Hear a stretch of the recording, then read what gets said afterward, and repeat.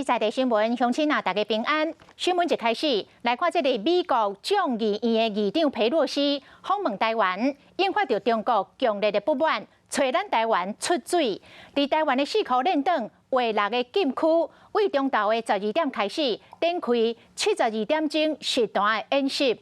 上新的消息，航港局讲，中国搁来延长演习的时间到后礼拜1的早起10点，而且搁来增加一个演习的区域。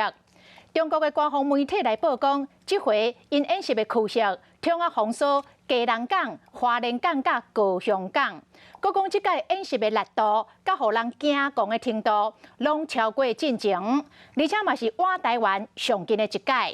其实为昨开始，中国的解放军伫东部的战区，包括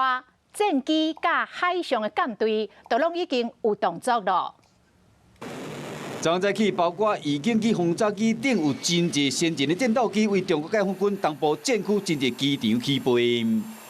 我与战友驾驶战机战斗起飞，前出台岛周边，我们随时准备战斗。海上舰队嘛出动，正与空中兵力联合开展海上封锁、对空拦截等科目训练，发挥海空协同、立体风控实战能力。除了以干扰压制、兵力镇压为主的军事演练，伫厦门海域嘛有巡航轮甲所求的直升机、海上巡航甲救援的演练。美国众议院议长佩洛西访问台湾，引起中国强烈的不满，一直放刁警告。中国解放军为今日中昼到7中昼，伫台湾边啊6个划定的禁区，以强化战备整备制度为名，进行足足72点钟高强度实弹射击的军事演习。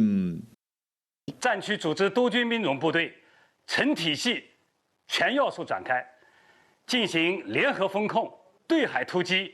对陆打击、制空作战等多科目针对性演练和精导武器的实弹射击。中国这摆近距离，而且是包围式威慑演习区，有几啊位甚至侵入咱国领海领空，充满着恐吓的意思。除了海上甲空中部署的演练，地陆上嘛有长途火炮甲长途的火箭弹，将对台湾西北边的海空域进行长途火力实弹射击的演练。随上过去1年来，北京当局伫台湾附近军事行动升级，差不多逐天拢有派战斗机进入台湾的防空识别区，并且一直拢超过海峡的中线。这摆敢会有战斗机飞入台湾的天顶，甚至有飞弹飞过台北、台中、高雄的天顶，引起国际强烈的关切，纷纷强调维持台湾海峡的和平稳定的重要，呼吁中国唔通用武力单方面改变现状。想要获取更多新闻资讯，想要看到主播最新的动态，赶快订阅华视 YouTube 频道。